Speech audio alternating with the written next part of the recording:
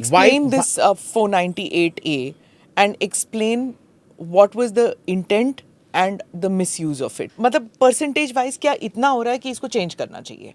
या are unscrupulous lawyers, unscrupulous what to say? I mean, if you have a client उसको किसी ना किसी तरह जिताना है, तो उसमें वो जो add-ons करते हैं, वो you don't need to manipulate it, but it is manipulation only. अब मेरे को बताइए, ये समझाइए. I'd like to add a couple of things. I totally agree with what Abhijit sir said, what you said. I like to say, जैसे 3 Idiots में बोला था ना, वो स्टूडेंट ने आई क्विट लिख दिया था और आमिर खान ने बोमन ईरानी को बोला था कि it's not a suicide, it's a murder. I think media trial में we are just focusing on the wife and her family. Correct. The system is responsible. It's not a suicide, it's a murder. He was responsible, like he said, that the processes are punishment. एक distressed husband है, एक distressed wife है. Why is it that the distressed wife has 4-5 laws to find a solution and a distressed husband can only find suicide as a solution? अगर हम NCRB data देखें, 1.8 lakh suicides हुए पूरे साल में, अगर तो 1.2 lakhs were committed by men. 70% are. अब मैं NCRB डेटा बोलूँगी तो हम हमेशा NCRB डेटा में वुमेन कितना हुआ, क्या हुआ, India is not safe for, अरे तो और भी बहुत सारे एरियाज है. इट इज़ सेटल्ड कि हाँ वुमेन के प्रोटेक्शन के लॉस है. It is settled, let's work there, let's also parallelly work. India में बहुत सारा अनएम्प्लॉयमेंट है, सबको काम पे लगाते हैं. इसमें आप फार्मर सुसाइड ये वो सब जोड़ रहे हैं ना. तो मैं वही बोल रहा हूँ, इंडिया में डोमेस्टिक अब्यूज तो नहीं जोड़ रहे आप. एग्जैक्टली. तो मुझे लगता है ना, इसको अगर अपन एकदम ब्रांडली सोचे ना, कि अगर हम मीडिया ट्रायल की बात करें कि शुड वी वन साइडेडली एक ही इंसान को बिलीव करना चाहिए कि नहीं, मुझे लगता है कि इस केस को we should make equivalent of what Nirbhaya was for women protection and rape laws. सच है नहीं है, ठीक है, तो हम पूरा ट्रायल कंप्लीट होगा तब क्या फिर लॉज बनाएंगे? नहीं. You look at the case, you look at number of people who are relating to the situation, you look at suicide rates, you look at people who are wanting these laws. और इसमें तो demand करने वाले लोग भी शर्माते हैं, क्योंकि उनको पता है सिस्टम उन पे हंसेगी कि तुम हस्बैंड क्लेम कर सकता है मेंटेनेंस, उस पर हंसेगी, तो वो क्लेम ही नहीं करता है. So are people relating to Atul Subhash situation? Yes. Are men distressed? Yes. Do we need gender neutral laws? Yes. तो इस सिचुएशन की वेरासिटी को चेक ना करते हुए भी अगर ये क्या हम सुसाइड होगा और होगा तब लाएंगे लॉज? नहीं.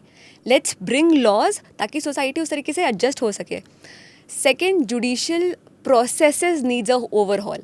अगर हम पूरा सिस्टम देखें तो हाँ, पेंडेंसी ऑफ केसेस है. एक अगर ट्रायल कोर्ट में आप बात करें, एक जज एक दिन में 125 केस सुनता है.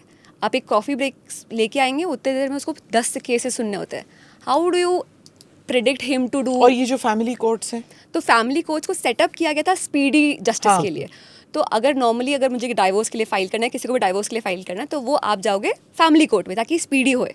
पर मेंटेनेंस CRPC हो गया तो वो अलग केस होगा. तो अलग अलग 4 केसेस आप फाइल कर सकते हो सामने वाले इंसान को फंसाने के लिए.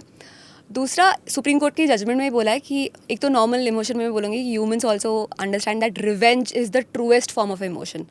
सुप्रीम कोर्ट ने भी बोला है कि the simplest way to take revenge और टू हैरेस योर हस्बैंड, उसको और उसके रिलेटिव्स को अरेस्ट करवा लो. अगर हम प्रोफेशनल एथिक्स की बात करें तो यू सेइंग है ना कि someone's problems is someone's opportunities. Professional ethics है, सब कुछ है. एक एडवोकेट से आप बात करोगे कि हाँ जेंडर न्यूट्रल लॉज की ज़रूरत है, तो बोलेगा हाँ हाँ हाँ. वही उसके बाजू में उसको क्लाइंट ला के बता दो कि यार मेरे ना प्रॉपर्टी नहीं मिल रही है, मैं क्या करूँ, वो आपको बता देगा ये 4 लॉज लगा दो उसके अगेंस्ट. आप अननेचुरल सेक्स भी लगा दो, आप पॉक्सो भी लगा दो कि आपके बच्चे को छेड़ा करके. हाँ. तो the same person will misuse it. तो प्रोफेशनल एथिक्स पे ध्यान देने की ज़रूरत है. तो प्रोसेस एज अ पनिशमेंट पे ध्यान देने की ज़रूरत है. पर सबसे ज़्यादा इंडिया में हर 10 लाख लोगों के लिए वी हैव 21 जजेस. For us to be a good state, अगर सही जजमेंट्स हमको चाहिए ना, जैसे तो जजमेंट्स में ना मैक्सिमम लॉस तो बहुत इंटरप्रेटेटिव है. जैसे अगर हम एलिमनी की बात करें, हम मेंटेनेंस की बात करें, 498 की बात करें, बहुत डिस्क्रिशन दिया गया है.